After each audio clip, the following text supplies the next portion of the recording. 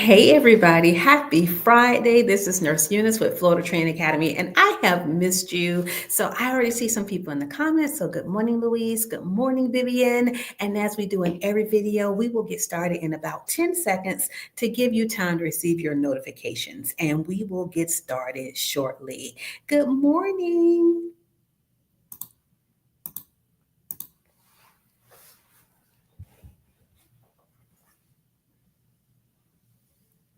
All right, so ready, set, review. Pass your CNA exam with Nurse Eunice and Florida Training Academy. Today we are covering, I think it's 70 live CNA practice questions. These are basic questions, so regardless of your level of knowledge, these should help you. Plus, we're going to give you the rationales. And good morning, Marlon. All right, everybody, let's get started. Question number one.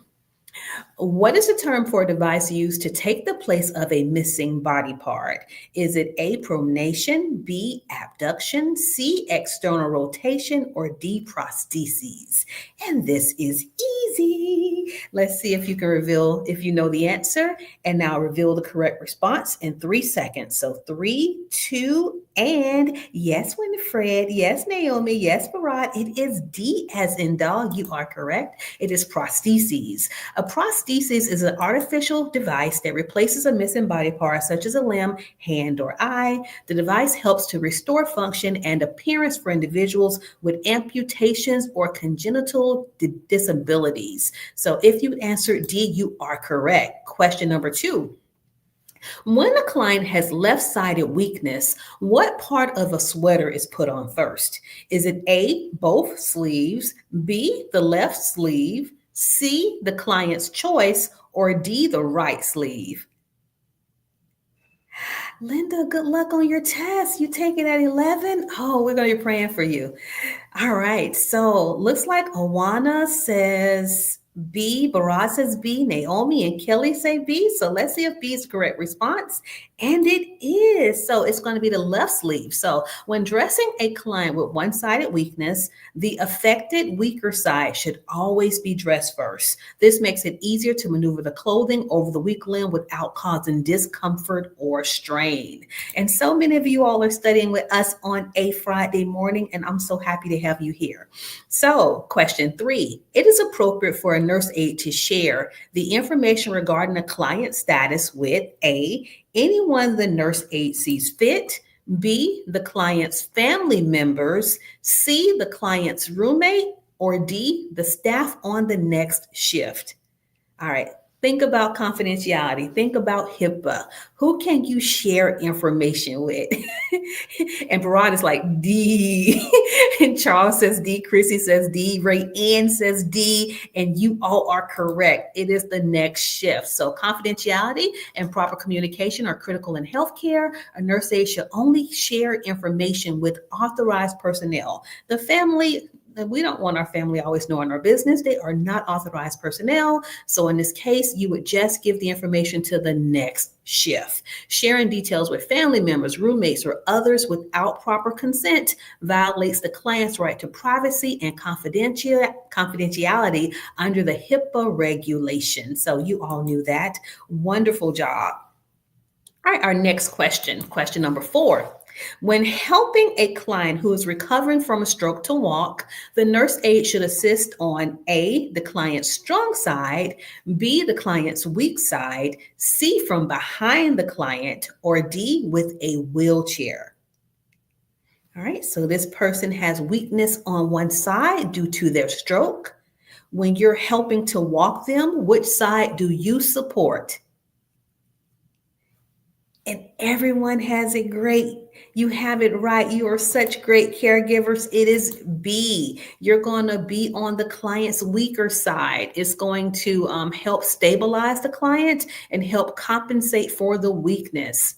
Question number 5. The Heimlich maneuver, also referred to as domino thrust, is used for a client who has A, bloody nose, B, a blocked airway, C, fallen out of bed, or D, impaired eyesight. All right. And so, even though you may know the answer on yourselves right now in the privacy of your home, I can't see you, but you can see me. I want you to demonstrate how to do those abdominal thrusts because this is what you would do if someone had B, a blocked airway. So the Heimlich maneuver is an emergency procedure used to clear a blocked airway in a conscious person who is choking. Remember, if someone's coughing, they're not choking. If they're coughing, you want to encourage them to cough. For most adults and older kids, they're going to universal choking sign. So if you see someone doing this, you'll ask, are you choking? They won't be able to speak. They won't be able to cough, but they should be able to hopefully nod yes. And then you will go behind them and do the abdominal thrust. But if the person's pregnant, take the knuckle of the thumb, go to the chest, and you would go straight in. So you go behind, go straight in. So that will be chest thrust because you cannot perform abdominal thrust or the Heimlich maneuver on someone who's pregnant. So next question, you all, question number 6. To best communicate with a client who is totally deaf, the nurse aide should A, smile frequently and speak loudly. B, smile often and talk rapidly. C, avoid eye contact. D, write everything out. Write out the information. How do you communicate with someone who is totally deaf? Kirsten says D. Zebonay says D. Albert says A. Let's see if we have any other responses. Ray Ann and Kateria, they all say D. So the correct response is D. Great job. So if someone is totally deaf, you can avoid miscommunication by allowing them to write out information, and you can also write the information. So writing information is the most effective way to communicate with someone who's totally deaf. It ensures clarity and avoids miscommunication. Smiling frequently is polite, but speaking loudly or rapidly is ineffective as the client cannot hear. Question 7. The nurse aide is asked by a confused client what day it is. The nurse aide should A, explain that memory loss is natural and the date is not important. B, ignore the request. C, point to the date on a calendar and say the date. D, provide the date and then test the client later. You have a confused client who is always asking what day it is. What day is it? Is it Monday? Is it Tuesday? And if you chose C, point to the date on a calendar and say the date, you are correct. Providing a clear and direct answer while pointing to the calendar helps orient the confused client in a supportive way. Question number 8. Oh, rapid fire. We're getting these done. I think before I said there were 70 questions, I think it's 60 on this test. So to avoid pulling a catheter when turning a male client, the catheter must be taped to the client's A, bed sheet, B, upper thigh, C, bed frame, or D, hip. Where do you tape the catheter? And now they have securing devices. So you can either use a securing device like a stat lock, or you can use tape. And where do you tape it? I see B's, I see C's. We're torn between B's and C's. Let's see which one I get the most responses of. We'll give 3 more opportunities. So in 5, 4, 3, 2, and it is not C, everybody. The correct response for this one is B. So when you're securing a catheter to the upper thigh, it ensures stability and reduces the risk of tension. So if you secure it to the bed, imagine how it's tugging. So we're not talking about the actual drainage bag. We're talking about the catheter that's going through the urethra. So you don't want to pull that too much because it can actually tear the tip of the penis, or it can cause an erosion. So if you tape it to the thigh, it helps with comfort. It helps with stability. If you tape it to the bed sheet or the frame, that is incorrect because the catheter can move with the patient, and you actually increase the risk of pulling it out. And of course, the hip is not the proper location because you'd be pulling it too far. So if everything needs to be draining dependently, so if the person's in the bed and it needs to be draining down towards the feet. If you attach the catheter to the upper thigh, that means it's going to be secure. It won't pull, but it also allows it to drain downward. Okay, so they don't get the old urine back flowing, which can cause a UTI. So I hope that helped you to understand why B was the answer instead of C. Question 9. A nurse aide can assist clients with their spiritual needs by A, taking clients to the nurses aide's church, B, talking about the nurse aide's own spiritual beliefs, C, avoiding any religious discussions, or D, allowing clients to talk about their beliefs. You want to aid the client in their spiritual journey. How do you do that? Yes, Tanae, it is D. You're going to allow them to talk about their beliefs. Question number 10. A nurse aide must wear gloves when? So what this question is asking is which one is the most contaminating. So when would you wear gloves? A, when feeding the client. B, when providing peri-care or perineal care. C, when giving a back rub. Or D, when performing range of motion. When must you wear gloves? That is right. That is right. It is B as in boy. And I know you all want to wear gloves for everything, but you don't have to wear gloves for every skill. You wear gloves for skills that are contaminating. So gloves are essential when performing peri-care to prevent the spread of infection and maintain proper hygiene, as this task involves contact with bodily fluids. Gloves are not required for tasks like feeding, giving a back rub, or performing range of motion exercises unless there is a risk of exposure to bodily fluids. Or I would also like to add to that, if there's like broken skin, if there's broken skin on the back, if they have some cuts or some scratches, of course, you're going to be putting on gloves. And you wouldn't even be putting lotion on someone's back. If they had open areas, that would be something that you would defer to the nurse, because putting lotion into an irritated area could actually make that condition worsen. Question 11. When getting ready to dress a client, the nurse aide should A, get the first clothes the nurse aide can reach in the closet. B, use the clothes the client wore the day before. C, give the client a choice of what to wear. D, choose clothes that the nurse aide personally likes. I see some correct responses going. Yes, Michelle and Kelly. Let's see if we get a few more. Bibian, Rayanne, Charles, and Abigail. It is C. So for those of you all who are in the state of Florida, or if you're going to be taking your test with Prometric, there are so many companies that do the CNA exam test, but this skill will be performed on a mannequin. So dressing a resident would be a mannequin skill, but you still have to talk to the mannequin and give the mannequin two options. So there'll be two tops there, and you'd say, hey, do you want to wear this color top or that color top? Because we always want to always want to include our residents in their care.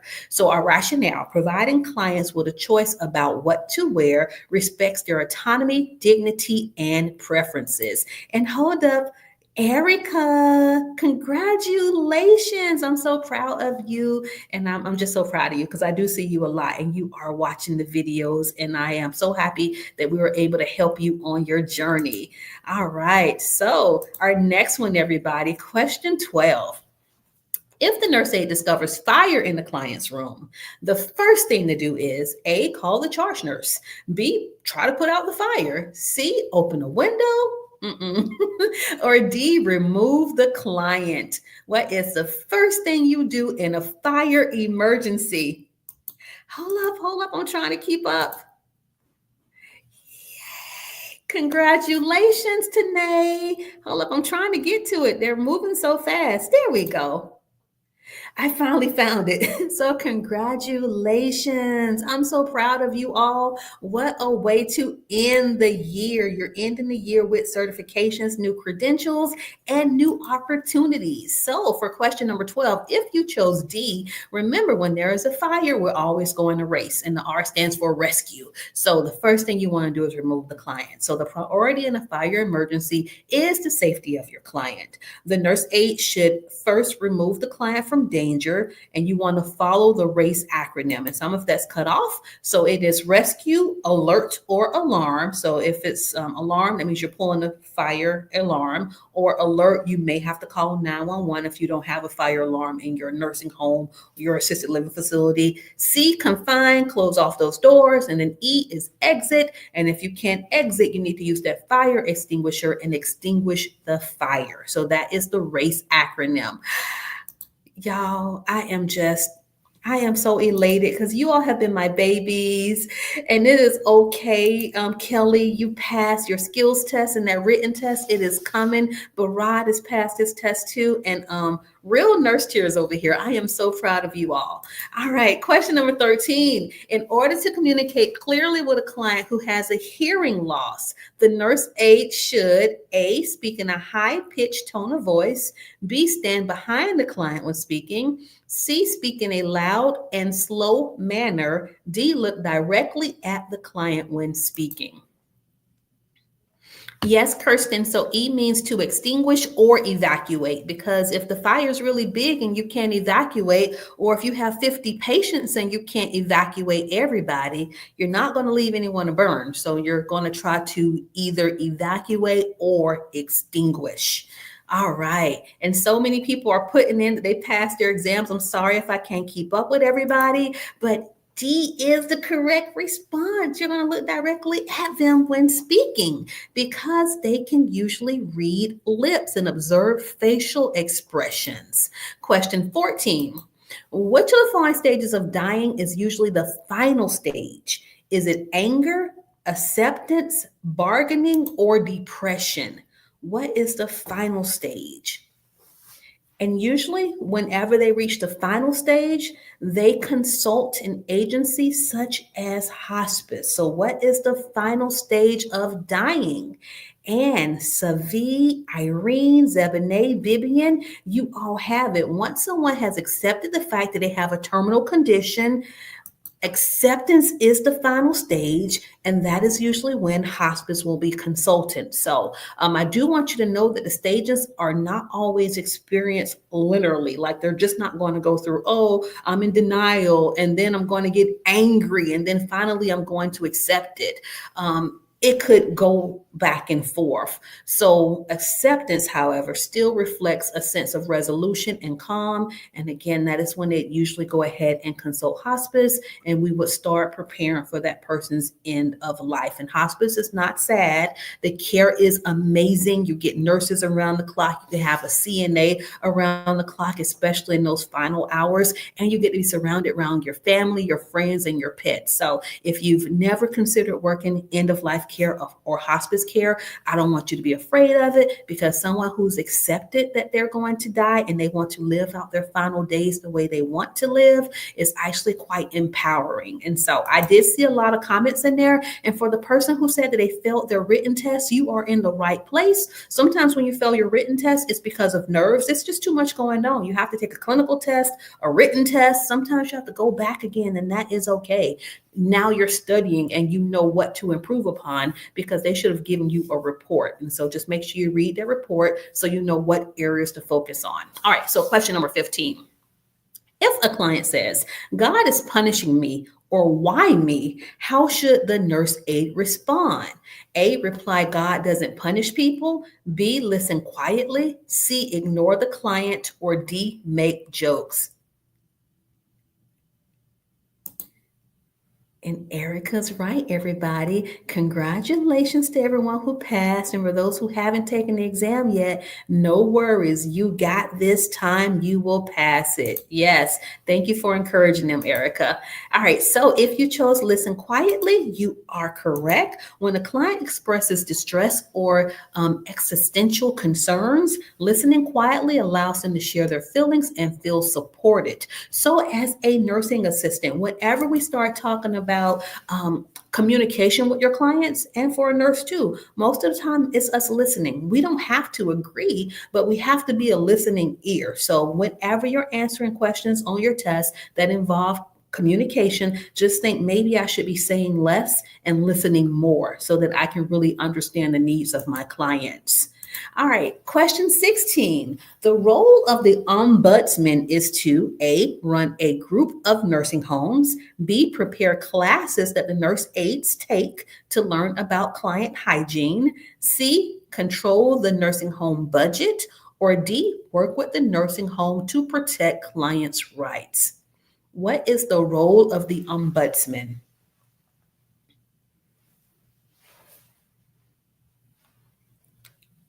All right, I see a lot of B's, but I am seeing way more D's than I am seeing B's, and you all are correct. So, an ombudsman is an advocate for your client. So, they ensure that their rights are protected and that their concerns are addressed. And they are independent of the nursing home administration. So, if a client has a problem with the nursing home, but they're complaining to the person they have a problem with, sometimes things don't get resolved. So they would instead take their concerns to the ombudsman, who would advocate on behalf of that nursing home client. So great job, team. Question 17. A nurse aide who is active in her church is assigned to care for a client who is not a member of any religious group. The nurse aide should A, help the client understand the nurse aide's faith, B, tell the client that it's important for the client to join some church, even if it's not the nurse aide's church. C, respect the client's beliefs and avoid starting religious discussions. D, arrange to have the nurse aide's clergyman visit the client. Well, that is intrusive. We want to be caring, we want to be concerned, but we do not want to be intrusive. So you all are correct. It is C. Respect is key. You're going to respect the client's beliefs and avoid starting religious discussions. And if no one else has told you, we don't discuss religions, we don't discuss politics. And if you don't want to start any envy or jealousy, you don't discuss finances either. So just some things, just keep hush, keep your opinions to yourself, and provide a great job taking care of your patients. Abigail, you need more questions and answers on medical assistant. We did create the slides for those videos, and I will make sure that whenever Phyllis comes back on Monday, I will have her do a CMA video for you. So thank you for reminding me about that. See, we're here to please. So Abigail's going to get her video next week. Question 18. The nurse aide notices that a client's mail has been delivered to the client's room. What should the nurse aide do? A, open the mail and leave it on the client's table. B, open the mail and read it to the client. C, read the mail to make sure it doesn't contain upsetting news. D, give the client the unopened mail and offer help as needed. Yeah, that was real easy. Going straight to the answer. The answer is D. Give the client the unopened mail and offer help as needed. That respects the resident's right to privacy and confidentiality. Kelly needs disease process. I didn't bring a pen with me, so I will try to remember that one. Question 19. Which of the following is a correct measurement of urinary output? Is it A, 40 ounces? Yes, Kirsten, it is illegal to open someone else's mail, even if they're a resident in your facility. So going back to this one, is it 40 ounces, 30 cc's, 2 cups, or 1 quart? How do we measure urinary output? Ooh, we got answers all around the board on this one. But the most dominant answer, it's been, all right, let me just show you. It is B. cc's is the correct response. So when you look at the other ones, we don't document urine in ounces, we don't document it in cups, we don't document it in quarts. When you think about ounces, quarts, and cups, that sounds like something you're drinking, right? We don't drink bodily fluids. So cc's is the correct response. And here it is. I'm going to show you the math. So, I think we have a math question later. So the correct measurement for urinary output is either in milliliters, small units of liquid. Our abbreviation for milliliters is mLs, or it's in cubic centimeters, which is cc's. As in 1 cc is the equivalent to 1 ml. So if you think of a medicine cup, a little small medicine cup, you have your Tylenol, it has the medicine cup. That medicine cup is usually either 15 cc's or 30 cc's. And since they're equivalent metrics, it's either 15 mLs or 30 mLs. But whenever you're taking your CNA certification examinations, you want to be careful because especially in the state of Florida, you cannot put mLs, even though it's the same exact measurement of liquid, you have to document in cc's. So that's the only tricky part. And I made sure I put it here in red. The state of Florida CNA exam requires urine to be documented in cc's, not mLs, not milliliters, but you research what is required in your state. Most hospitals don't care. Most hospitals, a cc, a ml, they don't care, but I need you to get your license so you can get into the hospital. So make sure for your state exam, you know how to document urine. cc's or mls, document it correctly. All right, so our next one is question number 20. The client offers the nurse aide a $20 bill as a Christmas gift, a thank you for all that the nurse aide has done. What should you do? Do you A, take the money so you don't offend the client? B, politely refuse the money? C, take the money and buy something for the floor? Or D, ask the nurse in charge what to do? What do you do, team? Yes, I know it's going to be hard because you know that you really want those $20 for a Christmas gift to make a nice cup of coffee, but you're going to have to politely refuse it because nurses' aides are not allowed to accept gifts or money from clients as it may create a conflict of interest or appear unprofessional. So you could refer that person to the charge nurse, and what they'd have to do instead is they would have to buy a $20 gift for the entire floor. So maybe they will order pizza that day. That way it's not showing favoritism to just one staff because we know that you are not the only staff member taking care of that client. Question 21. All of the following situations are examples of abuse or neglect except A, restraining a client according to a physician's order, B, leaving a client alone in a bathtub, C, threatening to withhold a client's meals, D, leaving a client in a wet and soiled bed. Which is not an example of abuse or neglect? Charles and Kirsten, you all have it. That is right, because we can restrain patients as long as we have a doctor's order. So the correct response would be A. Restraining a client may be acceptable if it's done according to physician's order and is for the safety or medical needs of the client. Question 22. If a client is sitting in a chair in his room masturbating, the nurse aide should A, report the incident to the other nurse aides, B, tell the client to stop, C, laugh and tell the client to go to the bathroom, or D, leave the client alone and provide privacy. Yes, your patients are going to be doing adult things. So what do you do when they're in the room doing adult things? Number one, if you would have knocked on the door, you probably wouldn't even have known that this patient was in there pleasuring themselves. But now that you walk in and they're pleasing themselves, what do? You walk out and you do D. You leave the client alone and provide some privacy. So masturbation is a private and natural activity, and the client's dignity should be respected. But knocking on that door will hopefully alleviate that. Now, sometimes you're going to have patients who are just disrespectful and they're just doing things and they're making you uncomfortable. That was not this question. That is something where if you're uncomfortable because you've knocked and they're still performing that act, you exit swiftly, and that's when you would get your nurse involved. All right, so question number 23. Medical math, yay! All right, so let's see. To convert 4 ounces of juice to milliliters, the nurse aide should multiply by what unit?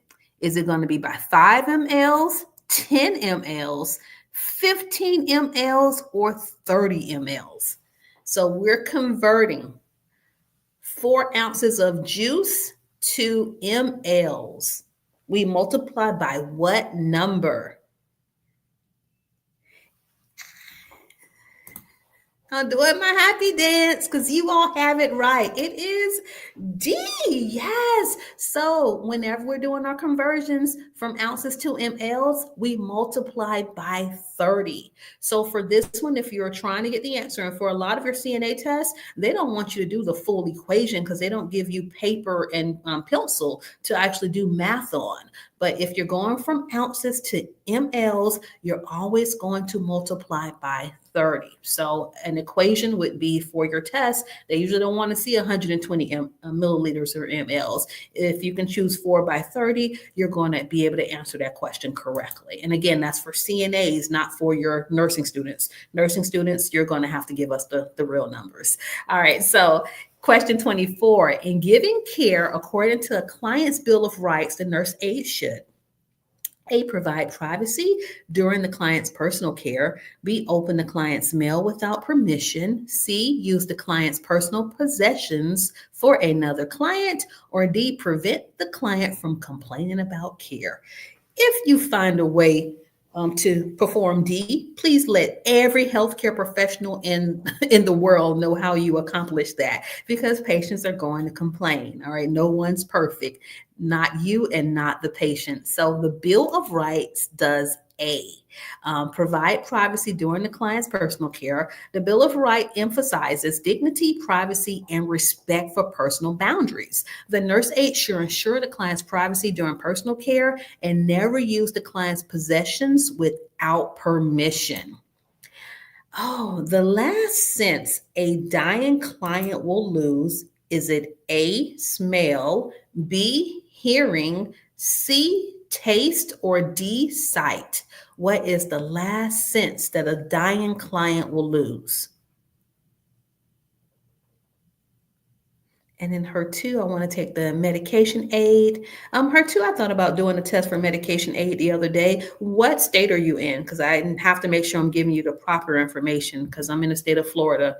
And so everybody in the state of Florida, if you've been a CNA for a year, you can take additional classes and become a certified medication aid. Medication aids do not work in hospitals. They usually work in assisted living facilities. It just depends on the state. So the reason why I need to know what state you're in, again, is because I don't want to be teaching you something or talking about something that wouldn't be applicable in your area. All right, so question 25, the last sense, of course, is B, hearing. So studies indicate that hearing is often the last sense to go in the dying process, even when other senses such as sight or touch diminish. So you have to be careful what you're saying to a client, what you're saying over them while you're providing care, because even though they may not be responding, they could possibly still hear you. And it would be nothing worse than for this person to wake up out of their coma, and if you had said something negative about them, for them to repeat that. Okay, so you want to be very mindful of what you say. And if you don't have anything good to say, don't say anything at all. Question 26, a client wakes up during the night and asks for something to eat. The nurse aide should A, check the client's diet before offering nourishment. B, tell the client nothing is available at night. C, explain that breakfast is coming in 3 hours. D, tell the client that eating is not allowed during the nighttime.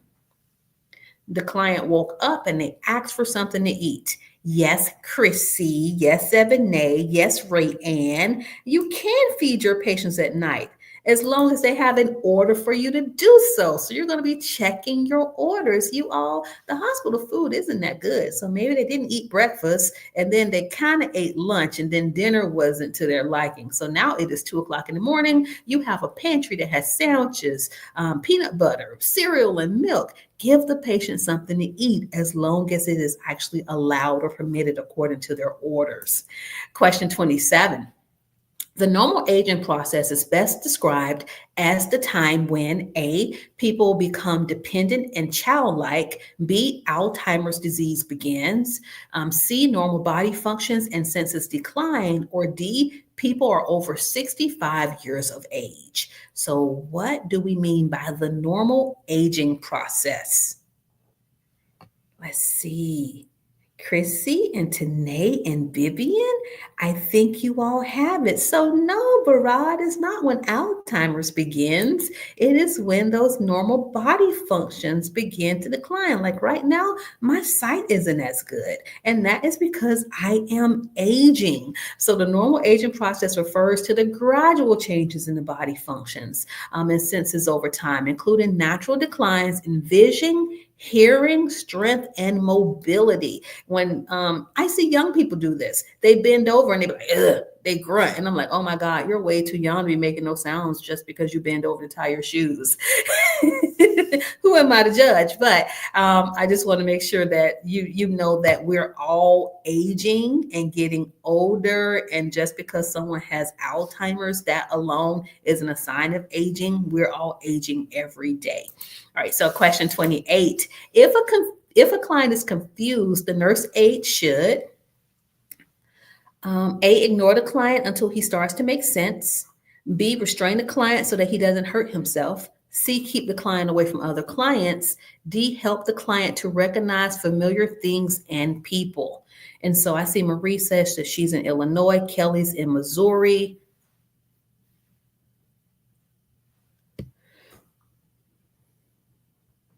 All right. And so everyone has the correct response for this one. It is D. You're going to help them to recognize familiar things.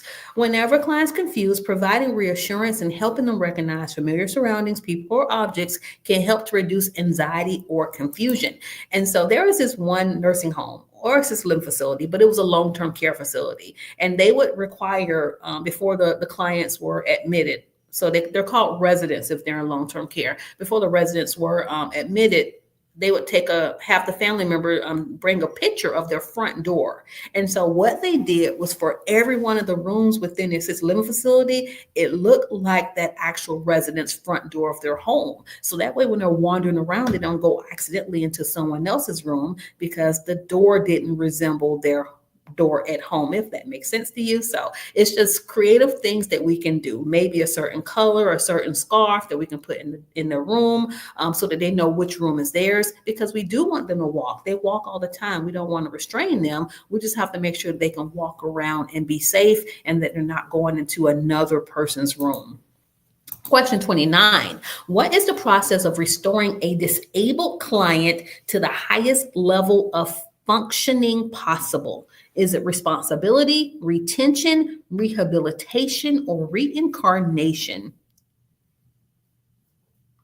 We're restoring them to the highest level of functioning. So let's say someone broke their arm. The highest level of functioning would be for them to go through rehabilitation and be able to use their arm the way that they did before the injury occurred.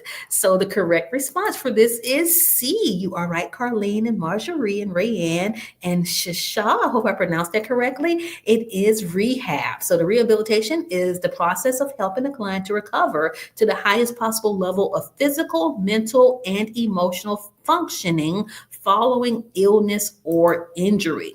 Question 30, and we're going all the way to 60. So if you stayed this far, you all, I just need a few thumbs up. I need some likes. If you can go ahead and share it with a colleague or a friend, I'd appreciate it. One of your CNA buddies. Remember, that helps us in the algorithm, and that means that the computers, the systems will push our information, our videos out to others so that they too can pass their CNA tests with Nurse Eunice and Florida Training Academy. So question number 30. When changing an unsterile dressing, the nurse aide should wash hands. Hold up. Congratulations, Andre. I am so proud of you passing your test in New Jersey. All right. So I think that's like we're up to 5 now, 5 in one video who have passed their tests. So when changing an unsterile dressing, the nurse aide should wash wash your hands before the procedure, after the procedure, C, before and after the procedure, or D, before, after the removal of the soiled dressing, and after the procedure. Whew, that was a lot. But my baby Barad is the first one who answered it correctly. So yes, I know that was a lot of steps, but if you wash your hands before you change a dressing, and you remove the dirty dressing, you cannot use the same gloves or unclean hands to apply a new dressing because your hands are now contaminated with the previous dressing. So, yes, you have to wash your hands before you start. You're going to wash your hands after you take off your gloves because every time you take off your gloves, you wash your hands again. So you remove your gloves because you remove the dressing, wash your hands again, and then you apply a new a new dressing, and then you take off your gloves and wash your hands again. So yes, that was a lot of hand washing, but that's how we prevent our patients from becoming septic and or sick. Question 30. We just said that it was D. So proper hand washing is essential to prevent infection. A nurse aide should wash hands before the procedure to reduce the risk of contamination, after moving the soiled dressing to avoid spreading bacteria, and after completing the procedure to ensure cleanliness. So I know that was 3 times you washed your hands during one skill with one patient, but pass the test, number one, and then number two, prevent your patients from becoming infected by providing proper hand hygiene and, of course, the use of gloves. Question 31. Clean bed linen placed in a client's room but not used should be A, returned to the linen closet. B, used for a client in the next room. C, taken to the nurse in charge. D, put in the dirty linen container. So you brought in a whole bunch of linens in the morning, and that patient ended up being discharged. What do you do with the linen that was not utilized on that patient or for that patient? And I'll reveal the correct response in 3, 2, and yes, it's dirty. You have to put it away. You took it out of the clean supply area. So once clean linens have been brought into a client's room, they are considered contaminated, even if they have not been used. This is because they may have been exposed to pathogens in the environment. So to maintain infection control standards and prevent cross-contamination, these linens should be placed in a dirty linen container and laundered, washed before being used again. Question number 32. The nurse aide finds a conscious client. So that means that this client is responsive, but they are lying on the bathroom floor. What is the first thing that you do? A, help the client to a sitting position. B, call for assistance from the nurse in charge. C, offer the client a drink of water. D, check for signs of injury. A person who's conscious, they're responding, they're breathing, they're on the floor. What do you do? I see an A, I see B's, I see D's. Let's see what the most of you all are going to say. I see another D, I see an A. All right, so remember, you are a CNA, and for your test, there are always nurses around. So if the person's on the floor and you sit them up, well, if they are on the floor because of their blood pressure being low and you sit them up, well, that just means that they're going to pass out on you again. So don't sit them up. Don't just go checking for signs of injury because that means you may have to turn somebody who could have a spinal injury. What you're going to do instead is B, call the nurse. Get the nurse in the room right away and stay with the resident to make sure they are breathing. So the first priority is to ensure the client's safety and summon help for the nurse in charge. So if you're in the client's room, there's a panic button. Don't press the slow button, the call bell, the handheld button. That's going to take forever. It's going to take 5 minutes before the secretary answers that one. You hit that panic button, or if you're in the bathroom, you pull the emergency cord. Or if you have none of that, you're going to scream help as loud as you can to get some help in the room. So calling for assistance ensures that appropriate medical evaluation and interventions can be performed immediately. While it's important to assess the client for injuries and avoid moving them unnecessarily, the nurse aide's primary responsibility is to alert a licensed nurse who can take over the situation. So you remain calm, you stay with the resident, and you let them know that the nurse will be there shortly. And then we as a team get them off the floor, we get them into the bed, and then your responsibility will be whatever the nurse tells you to do, which is normally going to be get a full set of vital signs. Question number 33. If a nurse aide finds a client who is sad and crying, the nurse aide should A, ask the client if something's wrong, B, tell the client to cheer up, C, tell the client to stop crying, D, call the client's family. Well, I hope if I'm crying, You would actually address me and don't tell me to cheer up, because maybe I can't cheer up. Maybe I have clinical depression. So I need for you to do A, ask me what is wrong. The nurse aide should approach the client with empathy and concern. Asking the client if something is wrong gives them the opportunity to express their feelings and concerns. Telling the client to stop crying or to cheer up dismisses their emotions, and calling the family should only be done if appropriate after understanding the situation. And normally, as a CNA, you would never be the one calling the family. The nurse would be doing that. And before I call the family, I would call the doctor, because, again, maybe this person needs a psychiatric evaluation, some mental health counseling, because depression, grief, anxiety, all of those are real health conditions that need to be respected and treated.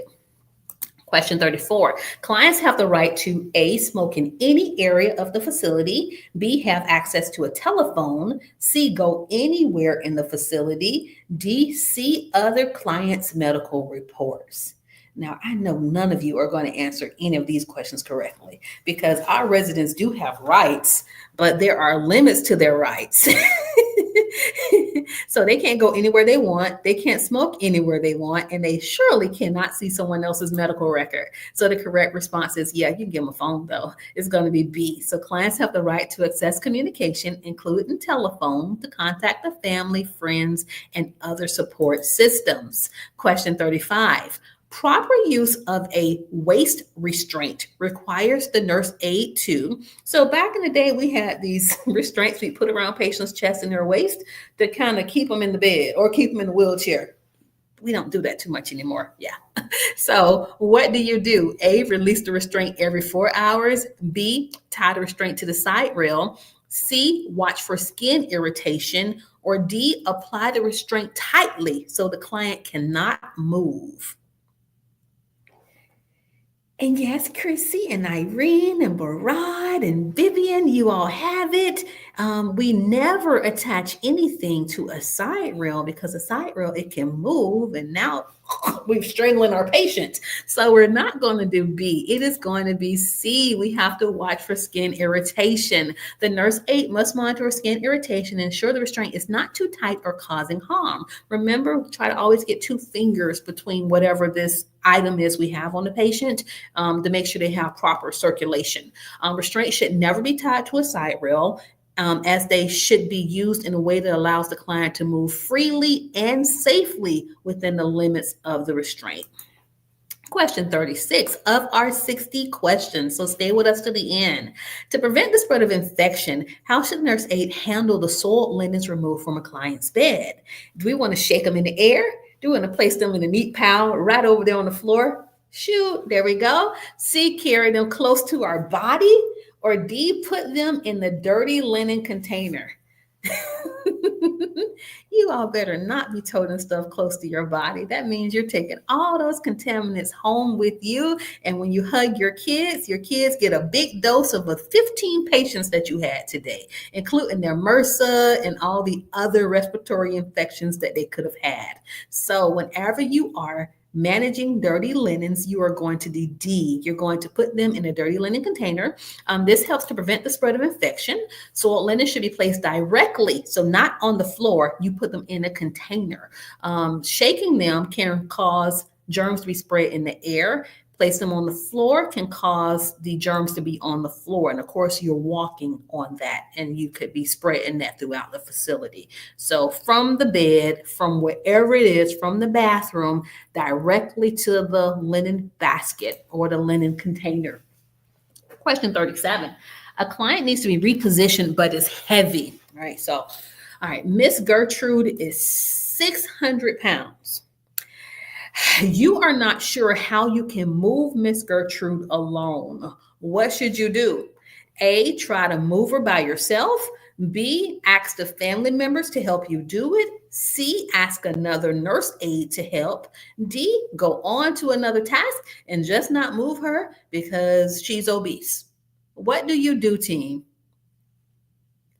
And everybody has it right. We are a team. You're going to ask for some help.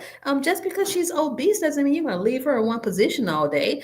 So when a client is too heavy to be moved safely alone, the nurse aide should ask for assistance from another nurse aide.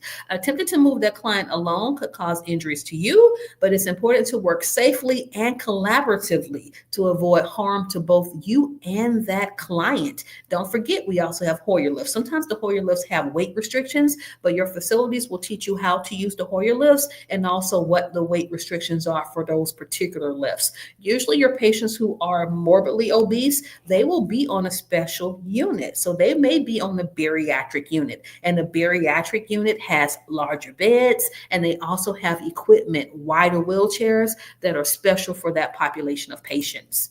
Question 38. To prevent dehydration of a client, the nurse aide should A, give the client frequent baths.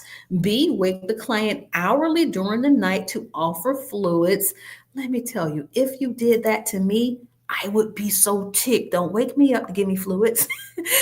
C, offer fluids frequently while the client is awake.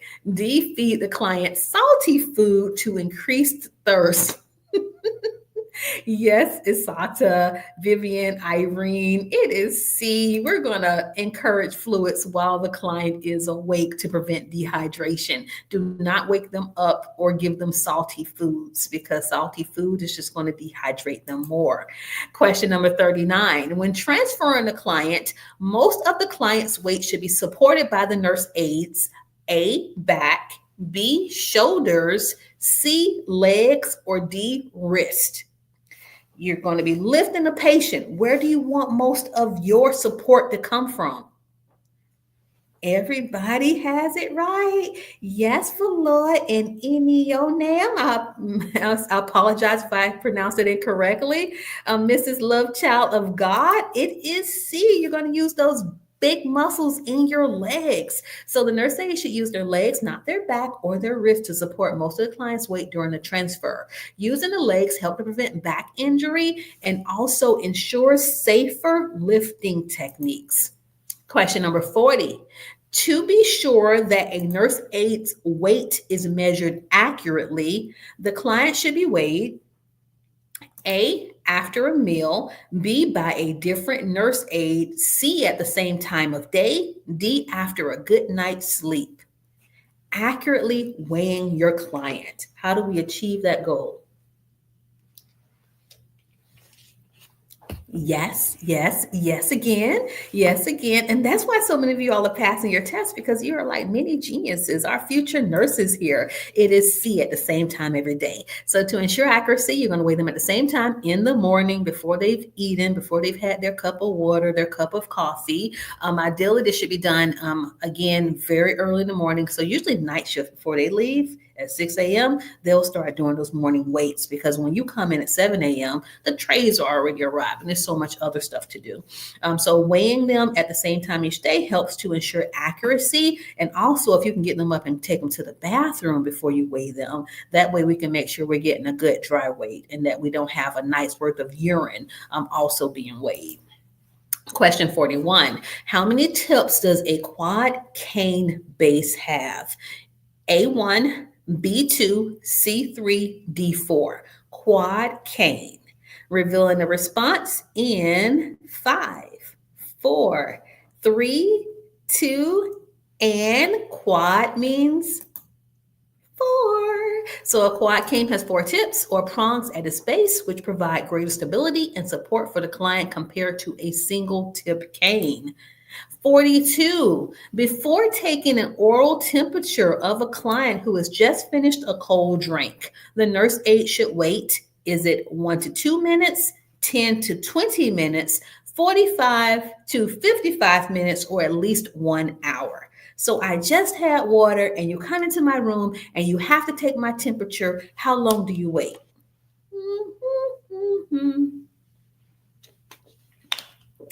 Yes, Merlene. Yes, Alan and Abigail and Tanae and Chrissy. Yeah, you have to wait about 10 to 20 minutes. So my recommendation would be, all right, Miss Eunice, I see that you are now drinking your water. What I'm going to do is I'm going to start cleaning up your room. And then what I'll do last is retake your vital signs. So I know you came into the room to do the vital signs, but you have to wait 10 minutes. So tidy up the room. If the person's drinking coffee, just let them know that when I leave the room, I'll reheat your coffee. Because if you try to take my coffee from me in the morning, I'm going to say, no, you can't take my temperature. So the job is to help your patient to help you. So clean up the room, tidy it up. That way you can watch them to make sure they don't go back and drink anything else. And then if it's a cup of coffee, go and reheat it. And when you come back, take that temperature and then give them their coffee. And then you're off to your next client. Question number 43. Which of the following methods is the correct way to remove a dirty isolation gown?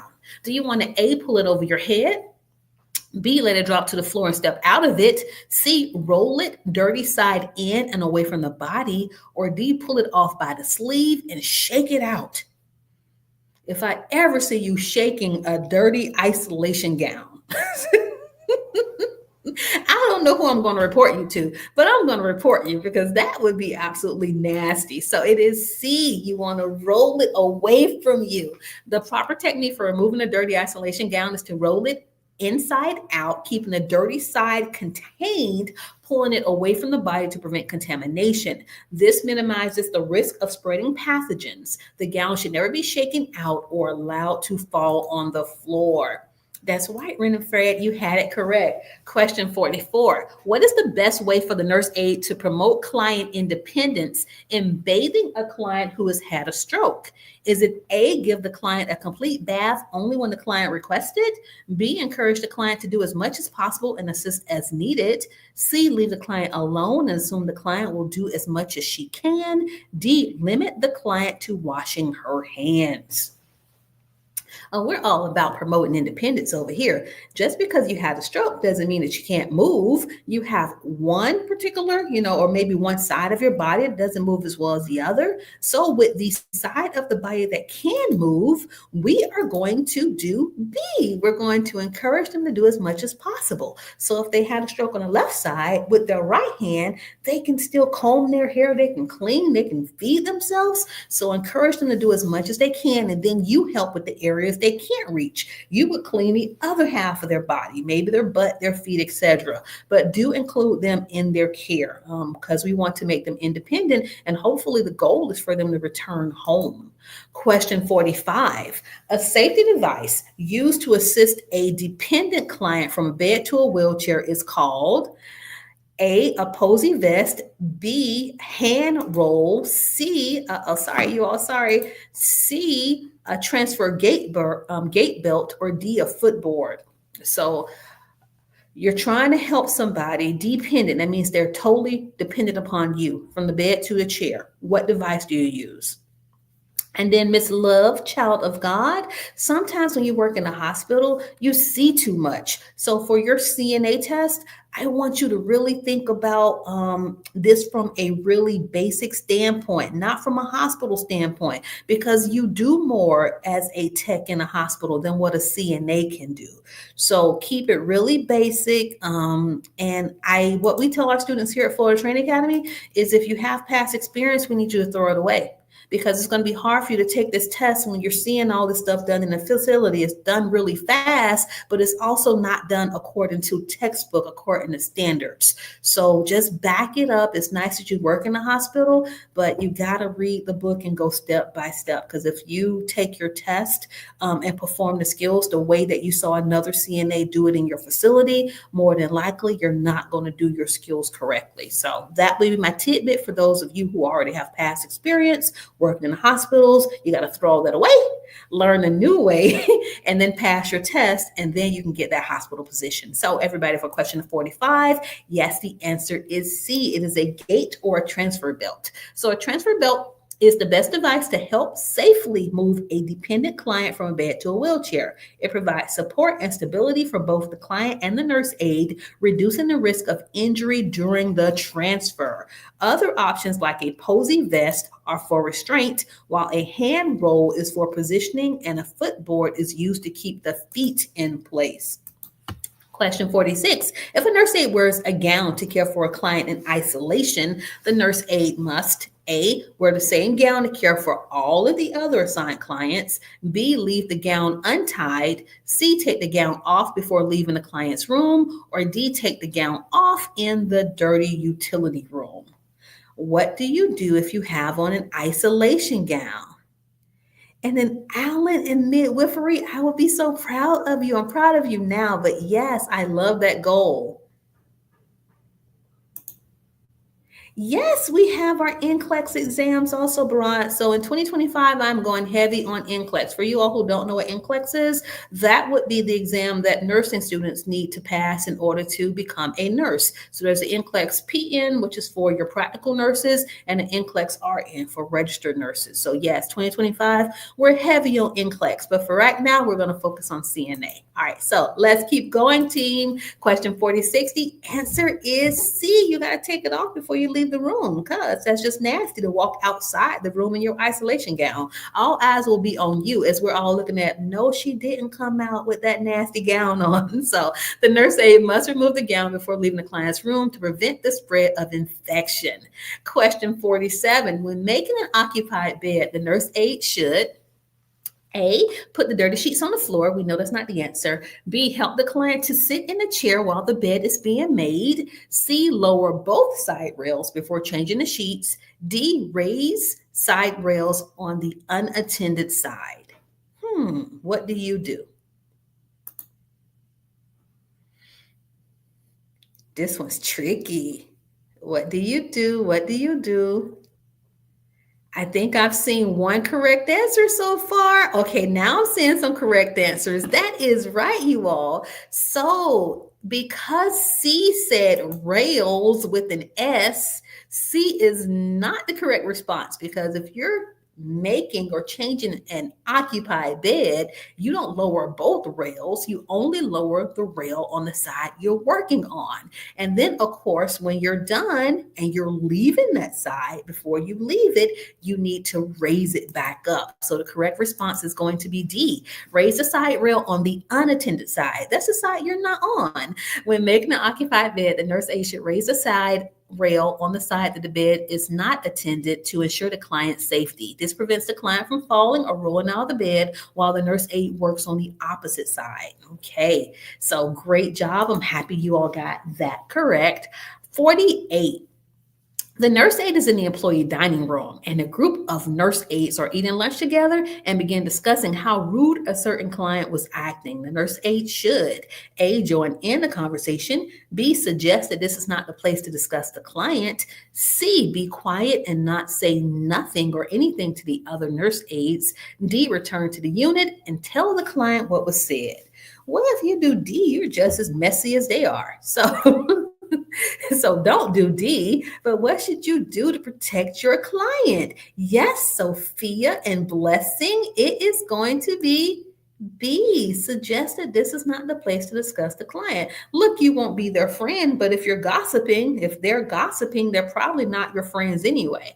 They are unprofessional, and it is unethical for them to be discussing the client's behavior in a public setting, especially in a manner that could compromise their dignity. And we all know that we have these fancy cell phones, and so it could be a family member on the outside the door listening with a cell phone and recording a conversation. So be careful what you say because it could come back to hurt you, and it could cause you to lose the CNA and or the nursing license that you're fighting so hard to obtain. Question number 49. The nurse aide enters a client's room and the client states that he has pain. What should the nurse aide do? A, report it to the charge nurse. B, tell the client to get out of bed for a while. C, tell the client that the pain will go away soon. Or D, ignore the client's statement. The client has pain. What do you do when someone has pain based on the options provided here? It wasn't an option to reposition. So, yes, Blessing and Beatrice and Irene, we're going to have to report it to the nurse. So, the nurse aide should always report the client's complaint of pain to the nurse in charge, as pain management is a critical part of client care. All right, so let's go to question number 50. We have 10 more to go, and I'm so proud of you. A client is upset and crying over the recent death of her husband. How should the nurse aide respond? A, tell her not to cry because it will make her feel sad. B, close the door and leave the client alone to cry.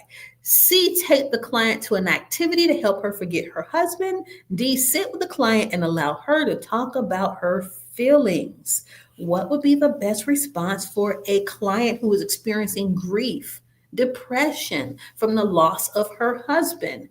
Yes, Tanae and Blessing, Asata, Barad, Abigail, Kirsten, you all have it correct. It is D. We're going to listen. We're going to sit down, make eye level contact, hold her hand. I see that you're upset. Can you tell me about your husband? So the nurse aide should provide emotional support by sitting with the client, allowing her to express her feelings. Grieving is a natural process, and letting the client talk about her loss can be comforting and help her process her emotions. Question 51. Which temperature is considered the most accurate? So where would you be placing this thermometer? What route? Is it oral? Axillary. Everyone say axillary with me. Axillary, because you all like to say auxiliary, and auxiliary is a cord. It's like an extension. So axillary, groin or rectal. What is considered the most accurate route for a temperature? And everyone has it right. Yes, we're going inside. It's a core temperature. We're going in. So it's going to be D, rectal. A rectal temperature is considered the most accurate as it closely reflects the body's core temperature. While oral temperatures are common, they may be affected by various factors such as eating or smoking. The axillary and groin temperatures are typically less accurate due to their location and external influences. So, rectal is the most accurate, but oral is the most common. I don't know when research is going to catch up to current standards, because before the pandemic, oral was the most common route. But now, given the pandemic, the forehead scans, the thermal readers, those I'm sure are the most common worldwide. Question 52. What is a beginning sign of a pressure sore? Is it swelling, numbness, discoloration, or coolness? The beginning sign of a pressure sore.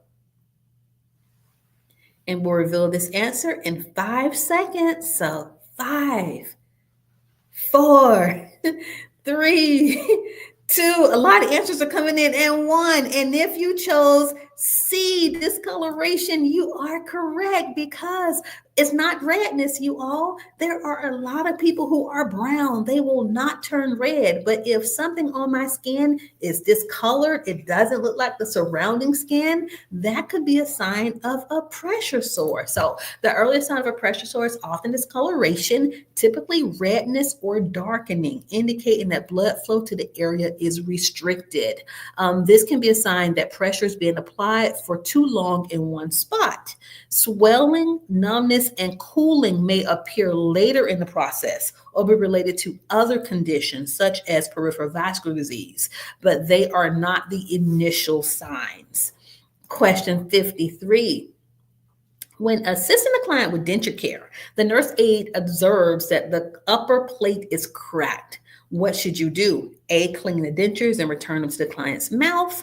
B, call the client's family. C, call the dentist and make an appointment. D, report the damage to the nurse in charge. And we all know that you all have way too much to do and that you all are not dentists. So I know that you're going to do D. You got to report it. You're going to let that nurse know, because dentures are expensive and we got to go through like the whole steps, investigate how did they break, what can we do to fix them. We may have to change this patient's diet because we can't put those broken dentures in their mouth. So they may have to be on mechanical soft diet until we can get their dentures repaired. Yeah, so you all protect those dentures for us and for your patients. Question 54. A new client refuses to wear a clothing protector at lunch. What should you do as a nurse aide? A, tell the client that he must wear it. B, put the clothing protector on the client. C, report this to the nurse in charge. Or D, respect the client's wishes. Mr. Paul doesn't want to wear that bib. We're not supposed to call it a bib, but that's how he sees it. That's a bib. It's not a clothing protector. So what are you going to do? And Valu and Flossie and Irene and Blessing, you're correct. You're going to respect their wishes. So the nurse aide should respect the client's autonomy. That means that they get to make decisions regarding their own care and their preferences. If the client refuses to wear a clothing protector, their wishes should be honored unless it poses a safety concern. Question 55. The nurse aide can best show that he is listening to the client by A, changing the subject frequently, B, responding when appropriate, C, correcting the client's mistakes, or D, directing the conversation. How do you show someone you are listening? Yes, Rose and Carlene, we are going to do B. We're going to respond when appropriate. So, the best way to show that the nurse aide is listening is by responding appropriately to the client. This demonstrates engagement and understanding.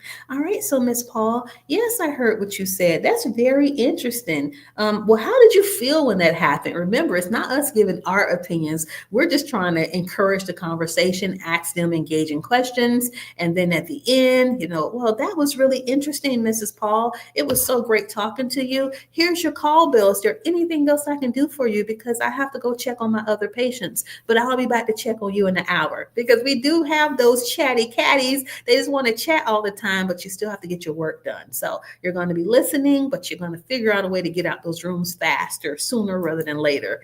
Question 56. The best time to prepare for a disaster is A, while evacuating the residents, B, during lunch, C, when everyone is safe in their beds, or D, before it happens. When do we prepare for a disaster? If you're in California, I hope you're safe. I know they had a natural disaster. It was an earthquake yesterday. I have friends in Ohio, up north. They're showing me how much snow is there. So I know there are some weather-related injuries up north also. So the best time to prepare for a disaster, that's right, Egbo, it is D. We prepare before it happens. And so that's why you're always going to see us doing drills. We're going to do fire drills. You have to learn CPR. We have to learn what to do if somebody comes in and they're armed, if they have a weapon, because we have to be proactive, because we don't want to be trying to figure it out in real time. If you practice it, it's going to be second nature. So you know how to handle a disaster, whether that's a man-made disaster or a natural disaster. Question 57. The nurse aide is caring for a client who is agitated. What should you do? Speak loudly so the client can hear the instructions. I said, get back in bed.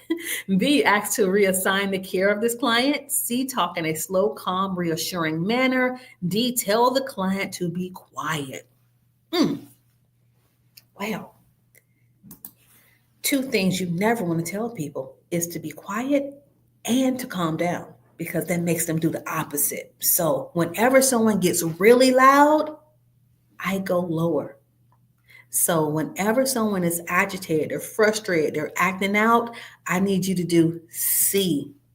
Talk in a slow, calm, reassuring manner. So speaking loudly can cause them to become agitated, while telling the client to be quiet may make them feel dismissed or invalidated. So speak slowly, speak softer, and always have your back towards the door.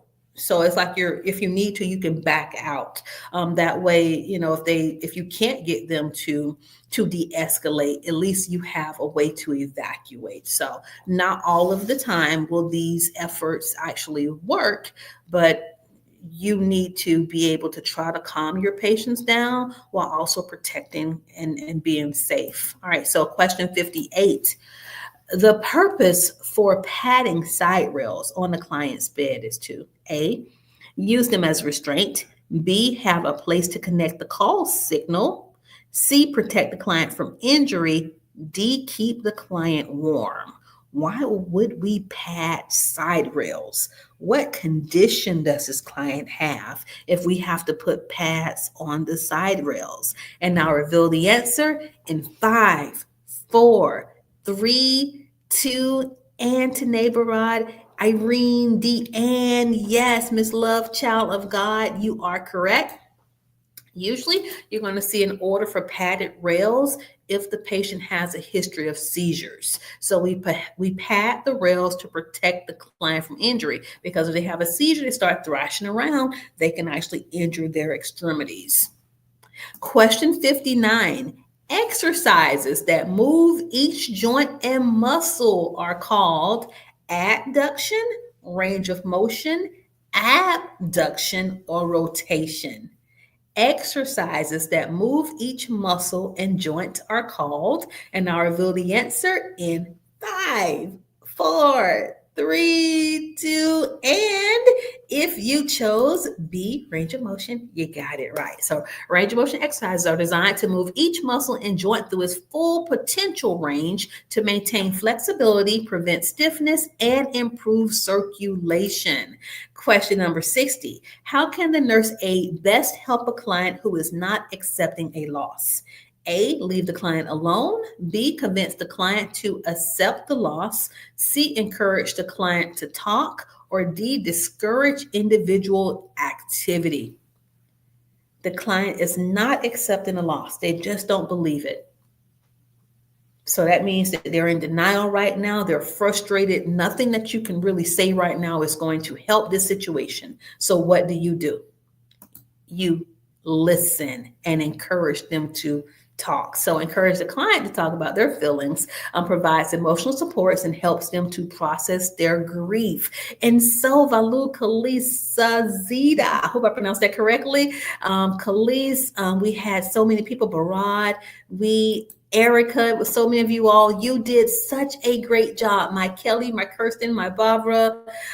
Don't miss out. Make sure you share our videos with your colleagues, your CNA buddies. If you haven't already done so, subscribe to our YouTube channel, and then I will be creating some more free resources. So for you all who have downloaded our CNA prep books, our medical terminology books, we appreciate you. We thank you. We have so many free quizzes on our website, fltraining.com. But my goal for the winter break is to add more free resources for you all so you can continue studying, because we appreciate you and you all are our future. So everybody, guess what? We did it. We did 60 questions in 60 minutes. So Sazada from New York, you are welcome. Alan, you're welcome. Rayanne and Sata, I appreciate you all. And I know we're going to be back on Monday. I want to say at 6 p.m. But it's probably going to be a video for medical assistants. I won't be back on this weekend with any CNA video. So I love you all. Be blessed. And congratulations to all of those who passed their test. And for those who will be passing this week, we just want to say blessings in advance. And I'll see you all in the next video. Bye.